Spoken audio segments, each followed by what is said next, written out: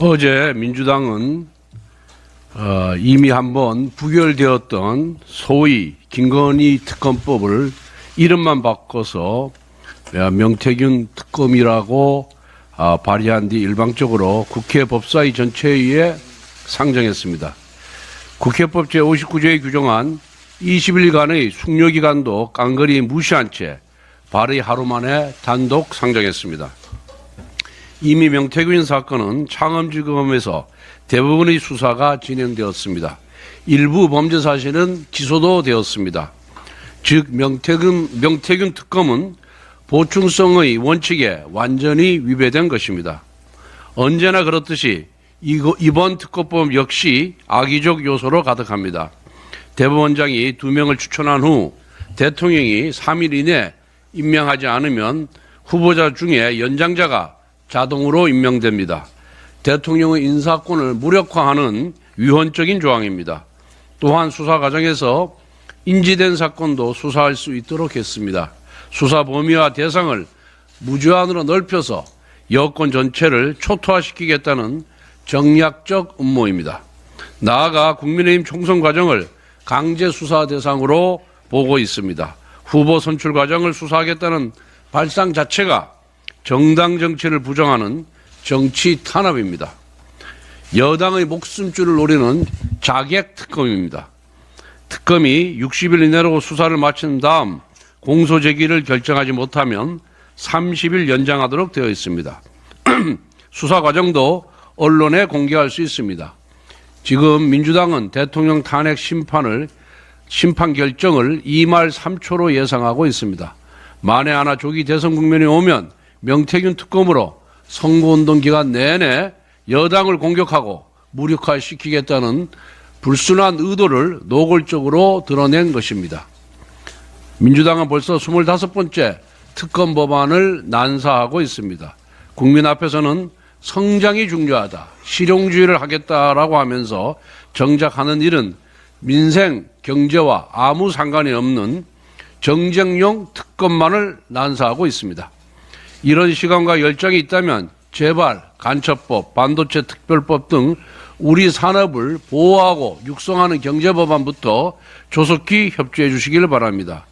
연설할 때는 회복과 성장을 말하고 입법할 때는 정쟁과 탄압을 하면 누가 이재명 대표를 믿겠습니까? 이재명 대표가 지난 월요일 교섭단체 대표 연설에서 국회의원 국민소환제를 도입하겠다는 뜻을 밝히자 민주당 의원들이 너나 할 것 없이 국민소환제 도입법을 발의했습니다. 위선과 무주의 입법을 중단하기를 바랍니다. 현행 헌법상 국회의원 국민소환제는 100% 위헌입니다. 헌법 제40조에 국회의원의 임기는 4년으로 한다고 규정이 되어 있고 여기에 대한 단서 규정이 전혀 없습니다. 이에 반해서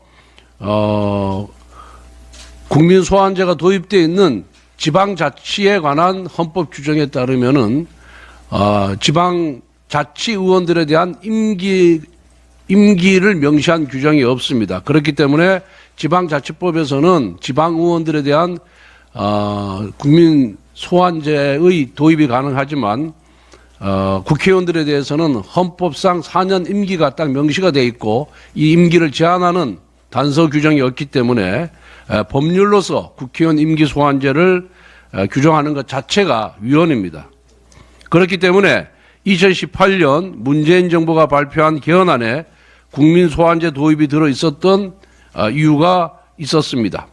개헌 없는 국민소환제는 불가능합니다. 이걸 이재명 대표가 모를 리가 없다고 생각합니다. 그런데 이재명 대표는 정작 개헌에 대해서는 논의할 때가 아니라고 선을 긋고 있습니다. 개헌 논의는 하지 말자고 하면서 정작 자신의 개헌 구상을 이야기하고 있는 것은 이재명 대표의 전매 특허인 이율 배반, 자기 모순입니다. 국민을 기만하는 것입니다. 이재명 대표의 국민소환제 구상은 국민의힘이 말하는 견제와 균형의 개헌과는 방향이 정반대입니다. 이재명 1인에게 권력이 집중되는 개헌을 하겠다는 것입니다. 비명행사 공천 학살처럼 개딸들을 동원하여 국민의힘과 비명계 국회의원들을 숙청하는 도구로 사용할 것이 뻔합니다. 직접 민주주의라는 국민 소환제의 거창한 취지와 달리 이재명의 정적 제거 수단으로 전락할 가능성이 높습니다. 개헌이 필요한 이유는 이재명 대표처럼 겉과 속이 다른 수박 정치인에게 권력이 집중되면 나라의 미래가 위험해지기 때문이지 이재명 대표에게 더 큰 권력을 몰아주기 위함이 아닙니다. 이재명 대표는 위선적인 국민소환제 언급을 중단하고 본연의 총체적인 개헌 구상을 국민 앞에 솔직히 밝히기 바랍니다.